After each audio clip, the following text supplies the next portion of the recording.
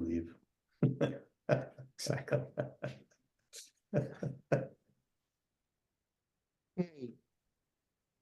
Good evening and welcome to January's My Story as you meet and get to know Rabbi Schwartz and Dr. Stephen Kravet. Rabbi Stephen Schwartz has served Bethel congregation since 1998. He is Bethel's senior rabbi. He is graduate of Brandeis University, received a master's degree in psychology from the University of Maryland, and was ordained as a rabbi at the Jewish Theological Seminary of America in 1998. Rabbi Schwartz was a member of the board of directors of the Institutes for Christian and Jewish Studies. He is also a past president of the Baltimore Board of Rabbis. Rabbi and Dr. Gail Jacoby Schwartz recently, as a matter of fact, last week, celebrated the marriage of Talia to Austin Riff. Mazel tov to you, Rabbi. I have had the pleasure of working with Rabbi Schwartz in different capacities. We both led the confirmation department. Rabbi was instrumental in starting Project Mishpacha, which is a learning experience for families together. He and I led trips together to Eastern Europe and Israel over the years. We have taken hundreds of travelers on once-in-a-lifetime trips. And I see many of you here on the screen that were with us in several trips. Rabbi Schwartz and Rabbi Sorokin are leading a solidarity mission to Israel at the end of the month.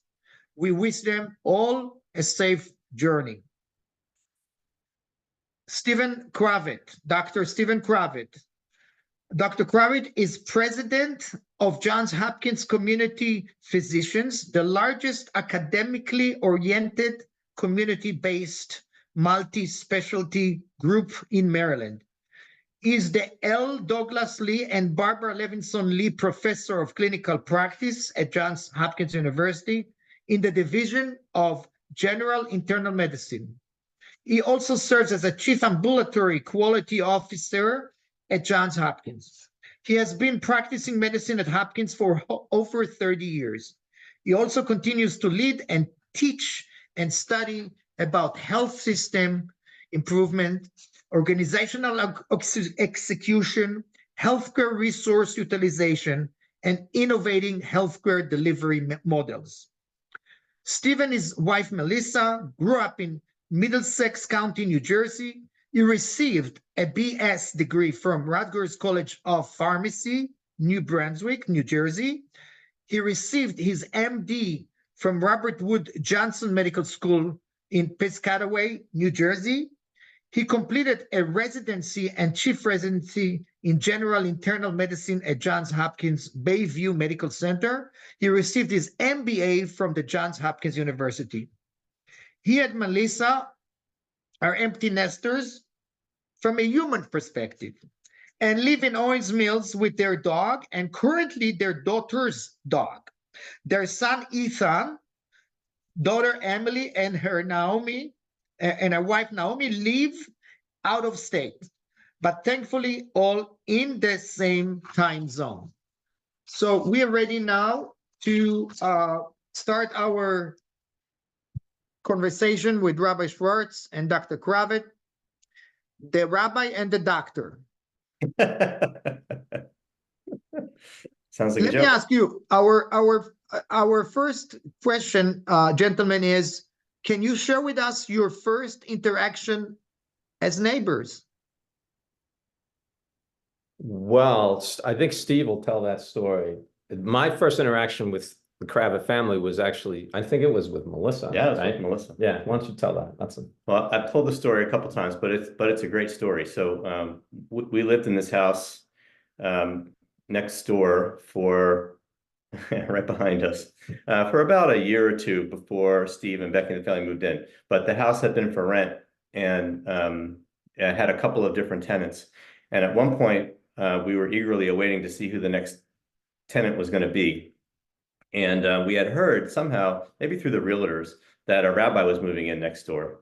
And so our kitchen window faces kind of this front and side of Steve's house. And Melissa was in the kitchen looking out the window, and at one point saw this, we'll say an older man, we won't say old man, but an older man, gray beard, like peeking in through the basement windows, peeking in through the windows. And you know, we thought for sure, okay, here it is, that we have this very senior rabbi coming in to live next door. And we had a young daughter at that time. Emily was young, and we thought, gosh, it would have been nice to have had somebody with a family here. Just to set the record straight, that person that they saw was my Uncle Marvin, who is now 97 years old. Mm-hmm. Okay. And probably still could peer in the windows. Remarkable. Yeah, yeah. And so that's all well and good. One day I came home from work, and Melissa said to me, "You're not going to believe this. You know how we said that there was going to be a rabbi living next door? Well, I met the rabbi today, and he's a young, cool guy with young kids." So that was the first interaction that we had. And the way Melissa tells it is that she was out in the backyard, kind of on our little back patio, and she sees this guy in cutoff shorts and a tie-dye shirt, walking, I think pushing a stroller, maybe with Josh in the stroller. Talia might have been in tow. And you know, they struck up a conversation. Hey, how you doing? How you doing? And Steve says, "Oh yeah, we just moved into this house next door." And Melissa said, "That's not possible. The rabbi's supposed to be moving in here." That's right. And now you can tell your perspective. That's right. No, and that was it. Yeah, Melissa was a little, she said, you know, that can't be right because there's a rabbi moving in here. This is like it's like a constant recurring motif in my interactions with people. And I said, actually, I am a rabbi, but nobody believes me when I say that anyway. So, but that was when we first met, and the Kravets lived right, I'm pointing here, not even probably 15 feet behind this wall. I know, I called it 30, but maybe about 10 yards. And then in the early days, when the family moved in, we didn't see very much of Becky. And it turns out that Becky was pregnant with Meirav then in her first trimester. And so over the course of the next few months, when I think Becky was feeling a little bit better, we got to know Beck a little bit. And then Meirav was born in February of 1999. And then Ethan, our son, was born in October of 1999.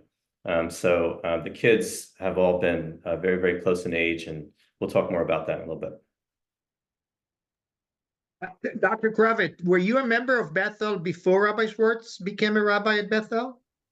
No, we weren't members yet at Bethel, but when we came to Baltimore in 1992, we were friends with Aaron and Rosalie Friedman, blessed memories. And actually, my parents were friends with Aaron and Rosalie. And when I came to Baltimore, they were sure to make sure that we were connected, so that we had a Jewish connection when we were here. And as you know, Aaron and Rosalie were long-term members at Bethel. So we attended High Holy Day services, and Aaron and Rosalie welcomed us into their home for holidays. As the kids got a little bit older, we started to attend Tat Shabbat and became very comfortable at Bethel. Maybe we'll talk a little bit more about Bethel in just a bit. But we didn't join Bethel until the kids were starting to become a little bit more engaged in learning about Judaism. But as Steve would say, it didn't hike. No, I would say that despite the fact that he knew me, they still joined Bethel. Yeah. Can you share more of your family's interaction with each other and the children? You said that they were in the same age. Yeah, well, so I mean, you know, those of you who grew up in a neighborhood with friends who had children about the same age of your children know these kinds of stories where, you know, our kids made songs up together. There used to be a jungle gym in the backyard, and our kids would go into the crow's nest of the jungle gym and, you know, eat peanut butter sandwiches and potato chips. And Ethan and Meirav were the same age and particularly tight and spent a lot of time together. Ethan, we used to be, you know, sitting in the kitchen over here, and we'd be eating dinner, and there'd be and we'd look, there's a screen door just off the kitchen, and we'd look there, and Ethan would be standing there, staring at us while we were eating dinner. So we just invite him in. And Ethan one time walked into this house on his hands. Ethan's a gymnast. You don't know Ethan. He literally, he walked, I'm pointing over there, that's the front door. There's a knock on the door. I open the front door, and Ethan's standing on his hands outside the front, and he walks up the step into the house on his hands. So you know, those kinds of things. You know, Tali's wedding, which was a week ago today, actually. Ethan and Emily were both there, and it was wonderful because that's that sense of connection and history that we've shared, and watching the children grow up, in many ways grow up together.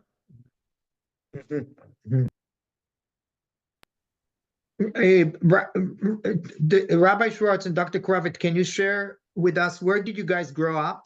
I mean, each one of you can start. And what schools did you attend over the years? Sure, I'll start. So Melissa and I both grew up in New Jersey, and I'll expand a little bit about my life in New Jersey, because there are so many things that were formative about where I am right now. But grew up in Middlesex County. I grew up in a place called Edison, New Jersey, right near Metro Park. Those of you that commute from the Baltimore area up to New York would know Metro Park pretty well. Grew up maybe about 1.5 miles from Metro Park, and went to a public high school there. And then and as some of you who know me well know, I'm really proud to say that I'm a third-generation pharmacist. So my dad was a pharmacist. My dad's father was a pharmacist. My dad's father's brother was a pharmacist. My dad's brother was a pharmacist. My dad's cousin was a pharmacist. So we were all full of pharmacists in the family. It was a very formative part of my life in New Jersey. And you worked at the pharmacy. I worked in pharmacy from the time I was able to reach the counter. I worked. I put the cigarettes out and help people buy their lottery tickets. That's what we do in retail pharmacies, or at least what we did in retail pharmacies. And you know, then ultimately grew up enough to be able to help out. But I went to college, and I've always intended to. When I went to college, my intention was to become a physician. I know a kind of physician, but I wanted to become a physician. And I made a last-minute decision to transfer into the College of Pharmacy up at Rutgers, because I thought, you know, it would be a great background for me and give me an opportunity to work a bit while I was in medical school. And I'm very glad and proud that I did that. So I graduated from Rutgers College of Pharmacy, and then worked, and then medical school. I actually went to at Robert Wood Johnson Medical School, which is also in you know, Piscataway or New Brunswick, New Jersey. So the way the campus is set up there in Piscataway is the College of Pharmacy and Robert Wood Johnson Medical School are right next to each other, separated by a library of science and medicine. And so literally, I spent 9 years in the same little kind of courtyard of science there at Rutgers. Did you go right through? Did you go? Yeah, straight through. So 5 years of pharmacy, 5 years of pharmacy, and 4 years of medical school in Piscataway, New Jersey. And at that time, Rutgers had a decent basketball team and won a football game every once in a while. But then I came down here to Baltimore for my residency in primary care medicine, made the decision to do general medicine. And after looking at many programs around the eastern seaboard, I found that Bayview, Hopkins Bayview had, I thought, by far the best primary care training program, and trained there. And that was in 1992. Melissa and I got married in February of 93. I had 4 weeks off in my internship year, and I took 2 weeks off before our wedding and 2 weeks off after our wedding. And that was my only vacation in the course of my internship year. And we've been here for 32 years or something like that. An important detail that Steve is leaving out about growing up was that he met Melissa when both of them were teenagers. So I just want to make sure that is true. Yeah. And that Melissa worked at the pharmacy. She did, right? Yeah. Reluctantly. Well, I saw Melissa's mom. Hi, Patty. I saw you. You logged on a little bit earlier. Melissa's mom. You know, I don't know. You people chose to join this Zooms. I apologize for you know, forcing you to listen to our stories, but Melissa wanted to work at Macy's, and her mother said, "You're not working at Macy's. I want you to work at a reputable place like that Kravet pharmacy down the street." And I think some days I think her mom regrets that decision. Some days she's very happy about that decision. And we could say, by the way, derech agav, you know, that Melissa's mom joins up virtually for services many Friday evenings as well, which is a nice thing. So I consider myself an upstate New Yorker, although many of you know I have Baltimore roots. My parents are both native Baltimoreans. My dad's a graduate of City College High School. My mom's a graduate of Towson High School. My parents met in Baltimore. They married in Baltimore. My dad was in medical school when they married, and then I was born when he was doing a residency in Chicago. I was born in Chicago, but we came back and lived in Baltimore. We lived on Rogine Drive. Those of you know what that is. I went to kindergarten in Baltimore, and then we moved to upstate New York when I was 5 years old. So I grew up in upstate New York, went to high school in upstate New York, Binghamton High School. I played soccer in high school, which was a very important part of my high school experience. Went to Brandeis for college, followed my dad there. My dad was, I think, in the third Brandeis class, Brandeis graduating class. I graduated Brandeis '86. And then I did a master's in psychology at Maryland. And then Becky and I got married, and I worked in that field, the psychiatric rehab field, for a number of years. Started to get interested in rabbinical school, applied to rabbinical school, and then started rabbinical school in LA, and then year in Israel, living in Jerusalem, and back to JTS in New York to finish rabbinical school, and was ordained in '98 and came right to Baltimore to work for Rabbi Mark Loeb. You know, Steve, I wanted to ask you, why Baltimore? What made you choose Baltimore? Well, there were a couple of things. Baltimore was familiar because I had family here, my cousins, my aunts and uncles, my grandparents, when they were alive, lived in Baltimore. So it was a familiar place. We knew about it. And I thought I did want to work in a larger synagogue as an assistant first before. So Bethel fit the bill for that. Mark Loeb had a great reputation as someone to work for and learn from, as Dr. Bohr will attest to as well. And so all the pieces came together. You know, I had actually a number of job offers on the table all at the same time. But Baltimore was definitely the right choice, and it's worked out really, really well. One of the things I'm most grateful for, honestly, that commonly, Dr. Bohr will know this as well, rabbis have to move around multiple times in the course of their careers, which is fine for the rabbi, but it can be hard on the kids, you know. And my kids I feel really lucky that the kids were able to just grow up in one place and have kind of a quote unquote normal life in that sense. Hey, Dr. Bohr, before you go on to the next question, one of the questions that you had said to us was, I think teasingly, you said you were going to ask Steve whether he was the reason that Melissa and I joined Bethel Congregation. And I think the real reason that we joined Bethel Congregation was you and the education programs. So you should, continue to be very proud of what we looked around. You know, Melissa did not grow up Jewish, and I grew up in a Reformed congregation. And even though we had been familiar with Bethel Congregation, when we made the decision we were going to, have our kids go to Hebrew school, we looked around, and we won't name any names, but the places that we looked, the programming was nowhere near what Bethel had to offer. Mostly around, I thought, the school education, but also Friday night services at a time when kids could actually attend if they wanted to, and the Tat Shabbat services. So the programming at Bethel, largely around the education programs, was the reason we joined, and we're very grateful to you, Eyal. The chair of the religious school. Do you remember that?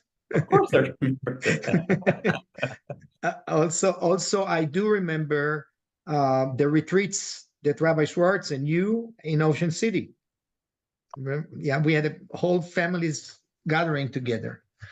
That was one of those retreats when in the middle of Shabbat, a fire alarm went off at the hotel. Remember this? And we had to evacuate the entire hotel because of the fire. That's another story. But you missed one more point here. We had to evacuate the hotel, and a group of people did not leave. Remember that, Rabbi Schwartz?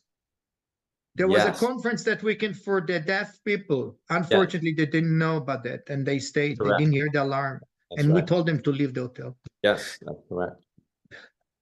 I wanted to jump like 30 years later, and we just had a nice trip in Israel, 49 people of us, and Melissa and Steve Kravet and Rabbi Schwartz, of course, and Gail was there. Can you point out, both of you, what was the highlight of the trip for each one of you?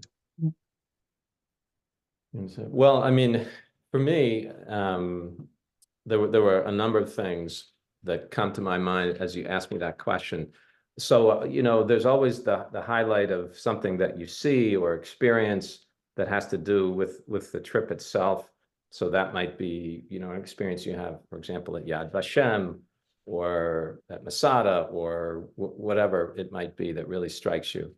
And then there's the experience you have of getting to know people in the group and the group coming together.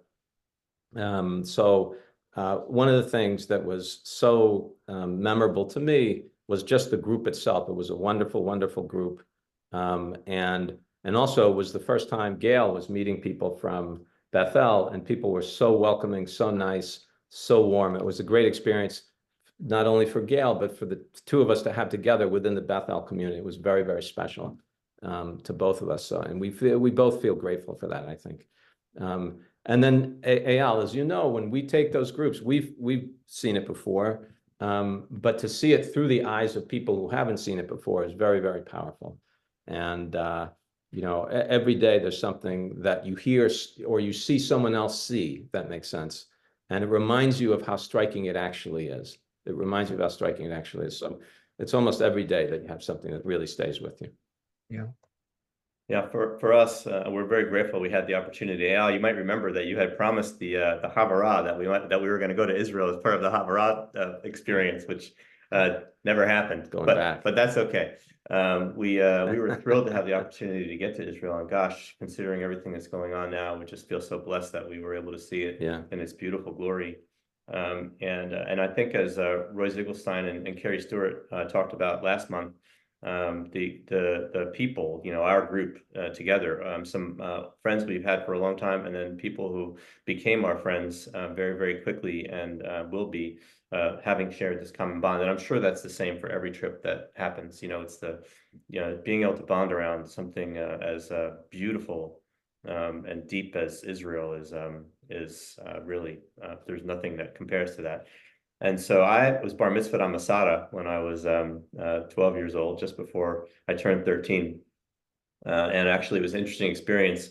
This goes back, to 1978. And we had stayed in Jerusalem the night before, and I must have eaten something that disagreed with me, and I had terrible food poisoning. I had a high fever, must have been about 102, 103, and I was sick as fuck. And they put me on the bus and drove me to Masada, went up on the cable thing, and I got up to the top and I made it through the bar mitzvah, and then promptly threw up in one of the corners in Masada, and then convalesced in the Dead Sea. So that was my experience. I was a chunky early teenager then. Melissa had never been to Israel, so this was a very special time for us. And I think the physical beauty of the country is just so remarkable. And then culturally, the juxtaposition of the ancient and the new is you can't appreciate it until you see it. And so some of the specific experiences, I think we crashed at bar mitzvah in Safad. But that was so cool. Just kind of to experience the culture. The great synagogue in Jerusalem was amazing, and of course the food was wonderful wherever you went. And then I think, as Roy and Carrie talked about, the experience on the Lebanese border, meeting the Israeli soldiers, but not just that. We walked through what was it, a kiwi orchard, I believe. Yeah, it was a kiwi orchard. Yeah. And our guide was pointing out that at the border, the Lebanese patrol were looking at us while we were standing there eating kiwi, and just thinking about what that means right now is just it's pretty remarkable. Yeah, unbelievable. Yeah. I wanted just to point out one thing and then ask a question. Throughout the 75 years of Bethel had three rabbis, Rabbi Agus, Rabbi Loeb, and of course, Rabbi Schwartz. There were two cantors, Cantor Hammerman and Cantor King. And there were two directors of education. My predecessor was Lipavsky and myself. The question is more targeted to you, Rabbi Schwartz. What makes your job as a clergy at Bethel unique? I thought, Eyal, you were going to ask how many doctors there were. Innumerable. Innumerable. Well, I've said to people many times that sometimes I'll be at a rabbinic conference or a convention, and in the after hours, or sometimes even in some of the sessions, rabbis will start kvetching about the problem they have with this, and the problem they have with their president, and the problem they have with the congregation, and how hard it is, and the difficulties, and all this stuff, and how nasty people are.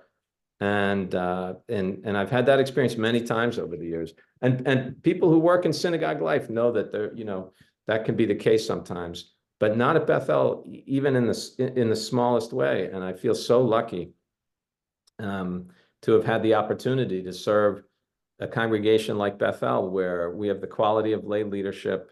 We have congregants who are genuinely committed to the community. They care about the clergy. They care about each other.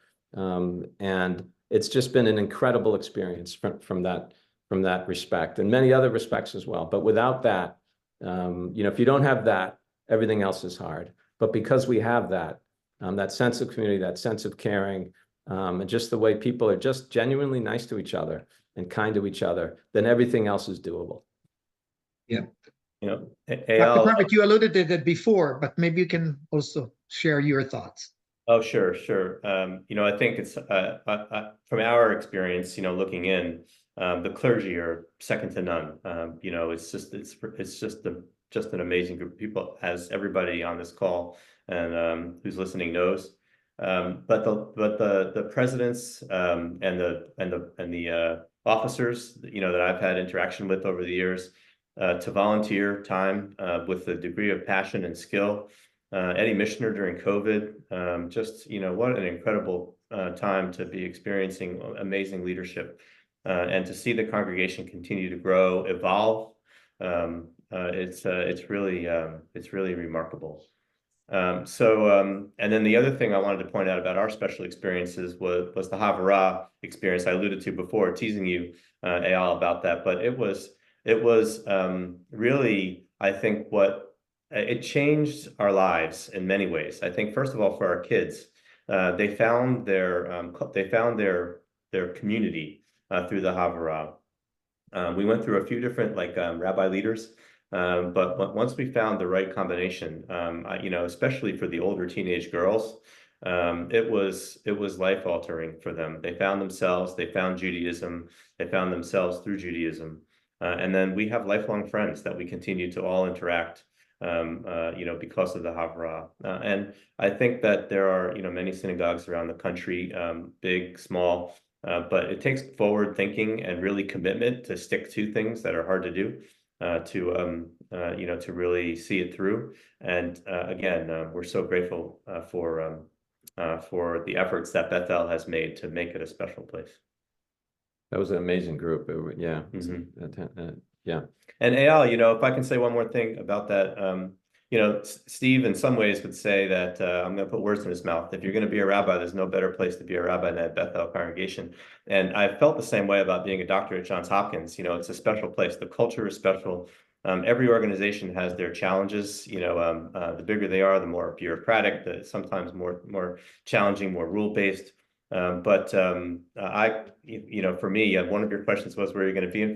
I can't imagine being a doctor in another organization. I would put words in Steve's mouth and say you couldn't imagine being a rabbi in another organization. They're both special places. Yep, 100%. Since you said that, can you read the question that I'm going to ask you about 5 years? No, that's your job. So the question I have for you guys, where do you want to see yourself in 5 years from now? So I wrote down, I'll read my answer. Happy and healthy, wiser, and more relaxed. Melissa and I have kind of said on and off that we want to someday live in a city. We're not sure what city that's going to be, but one day we'd like to live in a city. But that's about as far as we've gotten in our 5-year planning. Any particular city or? We want to be able to walk around, enjoy the culture, not depend upon a car. We're just not sure where. I think we'll leave our options open in case somebody wants to recruit us. You should move to Binghamton, New York. That's the city. It's a city, kind of. You could live downtown, like Front Street, Water Street. Very nice real estate down there. Very affordable, believe me. Okay. I appreciate that advice. There's good shopping right nearby. And well, we'll talk about it later. In 5 years, where will Gail and I be? I don't really know. I mean, I would say ditto to what Steve said in the sense of hopefully healthy, active, traveling a lot, happy, spending as much time as we can with our children. And in terms of exactly where we'll be in 5 years, I couldn't tell you at this point. I don't Yeah. really. Dr. Kravet, you're a saxophone player, and Rabbi Schwartz, you're a guitar player. Would you give me the pleasure of inviting you to perform for First Wednesday in one of those years? Oh, you can invite us. Actually, we've prepared a 25-minute piece that we'd like to perform for everyone. Is that okay? Do we have 20? Please do that. Yeah. Rabbi, Dr. Kravet, do you play saxophone? Well, I play saxophone. I played, when we've had you've recruited me to play along with, some of the programs, which has been, maybe actually it was Tom that recruited. I can't remember if it was you or Tom that recruited me, but yeah. You did play that one. No, I played a couple times. Yeah. Reluctantly. I played more saxophone when I was younger. It was formative. But Steve was in the marching band. yes, I was line leader in the marching band. And if anybody wants a lesson in leadership, try to be line leader for a bunch of misfits that have absolutely no timing and they have to play an instrument and march at the same time. And they're carrying tubas. Just try to do that. Yeah. And Rabbi Schwartz, you play guitar, right? Yeah, I kind of hack around at it. Yeah. Uh-huh. Go ahead. It's for me a very important sort of outlet. It's important headspace. And as a real musician, Eyal, you know that that's something that you can almost get outside of yourself, and you have time and an opportunity for your mind to go to special places. And for me also, my guitar playing has been a wonderful way to explore music that I love kind of from the inside, if you know what I mean. Uh-huh. And what other hobbies both of you have? If you can share, what do you like to do when you are not at your day job? Well, before I met Steve, I led a pretty sheltered life. But within a short time of meeting each other, he taught me about good beer, good whiskey, and good music. And I think those things have kept us pretty closely bonded. And hopefully we'll have some of all three before the end of the night. Maybe so. Roy Ziegelstein's on the call. I saw him before. He homebrewed with us. So we've done some home brewing with a kettle, like a pot, a stove, on a stovetop home brewing, which was marginally successful. It was potable. It was potable. Nobody got sick. Nobody got sick. So that and some great music. Steve introduced me to, as everybody knows, Steve's a Grateful Dead fan. And I never saw the Grateful Dead live, but Steve introduced me through Rat Dog, probably close to 20 years ago. Yeah, and gotta be. So I'm slowly catching up. What concert did you attend with the Grateful Dead? What concert? How many? Yes. Well, I first saw the Grateful Dead in 1979, May 9th, if you want to know, in 1979, Broome County Arena. You want the set list? No, I won't go into that. But I saw the Grateful Dead before Jerry Garcia died. Jerry Garcia died in 1995. I saw the Grateful Dead 126 times. Wow. Yeah. You know the answer, even that question wasn't given you ahead of time. That's amazing. 126 times. Wow. I have a lot of useless information in my brain. Yeah. That's about 60% of it. You just heard. Yeah. Wow. I'm going to give you, each one of you, 60 seconds to say whatever you have in your mind to the people who are watching you now. My goodness. Well, I'll reiterate what Steve said just as we were beginning the call. I know we're going to go to Q&A for a little bit. But just, really appreciate folks taking the time to come on. it was a lot of fun. It was a fun night. I want everybody to know how many people we have on. We have about 70 people on at this point. That our wives are sitting in the room right over here. I promised I wouldn't turn the camera on, but and they've been making faces at us and making fun of us. And so it's good to stay humble. But it's just been, I appreciate you putting it together, and Ellen as well, and Eileen for running the show tonight. And it's been a lot of fun. Yeah, I completely agree. Thank you guys so much. I mean, it's just another example of creative thinking, and well, Steve maybe he's up in front of the congregation all the time, but I don't know that I would have volunteered to be up in front of a portion of the congregation talking about myself. But when you ask, and we do, I think like you do for many things, Eyal, it turns out to be a really meaningful experience. At least this was meaningful for us. Yeah, absolutely. Hopefully those of you who have been watching have had a couple of cocktails and a couple of laughs. But let me tell you, I have some stories about Steve that I won't share right now, but with enough bribery. Exactly. Your rabbi is one of the best human beings that I've ever met in my life. But we have a couple stories. Thanks. My story. Maybe we'll have some more stories. That'll be part two. Okay. You said there are 70 people, but probably 140 people are watching us now. So more than that. Anyhow, I wanted to ask Eileen if she can share the questions that came from or do you see the chat questions there? We can take a look. So I don't see any chat questions. Do you? Group chat. There's one raised hand. Okay, go ahead. We can't see those. Yeah, we don't see those, but why don't you talk No, about there isn't. No, it's gone. If No anyone has a question, can you raise your hand and we can unmute you? Okay, we see Alan Dornfeld. And hi, Sharon, and hi, Alan.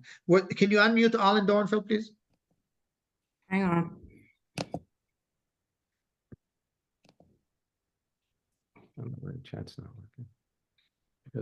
Yeah, I think I'm unmuted. You are unmuted. Go ahead. Thanks very much for sharing your time with the congregation. Really been enjoyable. Very serious question.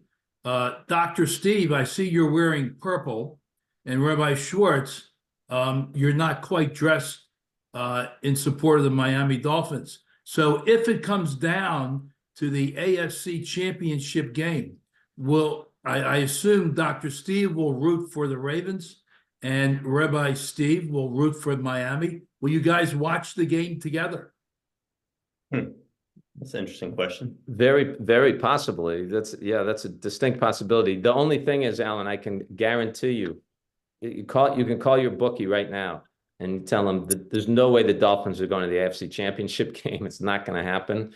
If it does happen by some weird twist of fate, some simple twist of fate, then and it's playing against the Ravens, we'll watch the game together. Sure. Who are you gonna root for?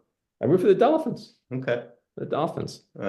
True aqua, I guess you are. Yeah. Aqua Although I will say, and Alan, as you know, it's always good for the congregation when the Ravens are doing well. And few people know this, but I'm going to say it. I'm going to say it publicly right now to our 607, whatever the number, but is that when the Ravens are doing well, donations to the shul go up. That's actually true. I can believe it. So if Maryland plays Rutgers in basketball or football, I assume Rabbi Steve will root for Maryland since he's a Terp, and Dr. Steve will root for Rutgers since he's a whatever they are. Yeah, that's a complicated question, Alan. You can take how's that go? You can take the boy out of Jersey. You can't take the Jersey out of the boy. So I'm a Yankees fan. I will always root for the Yankees, but I've become a Ravens fan being down here. I grew up a Giants fan, but with football, you don't really have as much access to.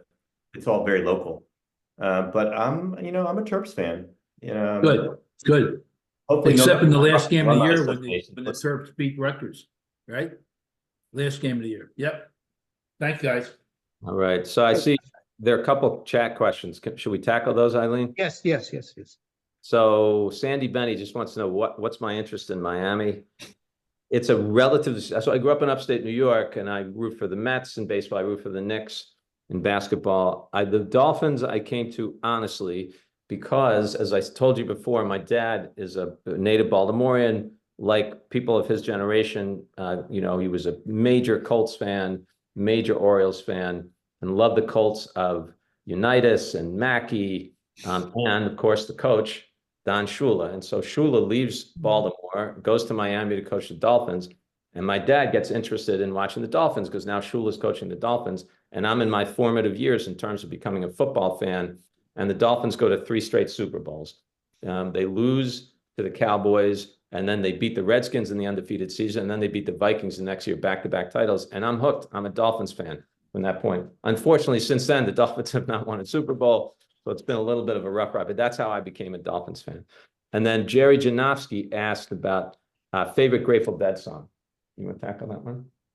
What's your favorite Grateful Dead song? Yours, you with both of us. That's a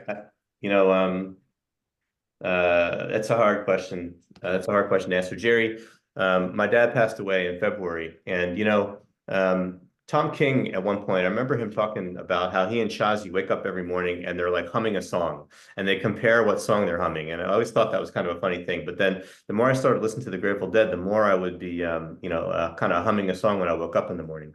And around the period of time when my dad was in the hospital up in New Jersey, I was humming, different songs. And the night that he died, out of the blue, I started humming the song "He's Gone," which is a beautiful song. And I just remember going to sleep humming that song, and got the call in the middle of the night my dad had passed away. So there's lots of songs. I think I've learned that Grateful Dead songs have a lot of meaning to different people for different reasons. I will say I want to claim publicly now that Steve has taught me many, many things about, as I said before, good beer, good whiskey, and good music. And so, one of the cultures in the Grateful Dead is to try to guess the songs. And so many people will try to guess the first song of a show. Steve looking over towards Gail. That's how I first knew that Steve was dating Gail, actually, because I saw him kind of texting before a show, which was very unusual for him. And it turns out he was texting with Gail that I didn't know existed, about what song they were predicting might start a show. But my claim to fame is last year when we went to this festival in Cancun, not only did I pick the first, I said to them, I think the first song of the festival is going to be this, and the last song of the festival will be that. It was Sugar Magnolia and Sunshine Daydream, and I was right. So I stand on that. I don't know that will ever be repeated. Yeah, that was very impressive. The student exceeds the teacher sometimes. I mean, for me, favorite Grateful Dead songs, there are many. For me, it might even be favorite versions of favorite songs. Some of my favorites are Eyes of the World. I love Scarlet Begonias. I love Terrapin Station. I love the song Cassidy. I love the song Playing in the Band. I could just go on and on and on. Lately, I've been, so if you want to hear 2 unbelievable versions of Eyes of the World, listen to the 7-2-23 version that starts the second set. That was Dead and Company in Colorado, Folsom Field, Colorado. It's 7-2-23. It's the first song of the second set. And then in 1991, the Dead played Giant Stadium and famously opened the show with Eyes of the World, which is also an unbelievable version. Bruce Sapovitz has a question. Favorite books. Favorite books. There we go. Sure, go ahead. So, I love to read. It's certainly been one of the great passions of my life. And if you're talking about, books that you would read sort of in a kind of a sequential way, cover to cover, my favorite book of all time is The Lord of the Rings, J.R. Tolkien's fantasy, and I've read it many, many times, probably 20 times in the course of my life. Some folks would say I can quote from The Lord of the Rings better than I can quote from the Torah, but it's not true. But also I love, there's an incredible biography of Michelangelo, written by the biographer who wrote the biography of Einstein and Steve Jobs. I can't remember his name right now, but that biography of Michelangelo is, Isaacson wrote the book. yeah, Isaac. that's right. Walter Isaacs. Yeah. Yeah. And his biography of Michelangelo is stunning. Yeah, you know, I would not consider myself as literarily adept as Rabbi Schwartz. I like to read. For many, many years, I didn't do much except for medical reading, but now I get to read for pleasure a little bit more. So I guess I'm going to answer the question, Bruce. What book would I recommend to folks? And over the past couple of years, since I read it, I've been recommending to folks to read the Book of Joy, which is kind of this interview between Dalai Lama and Archbishop Desmond Tutu. And it's a really beautiful kind of reminder of what are the important things in life. So, you know, I've read plenty of great books, but read the Book of Joy if you haven't read it.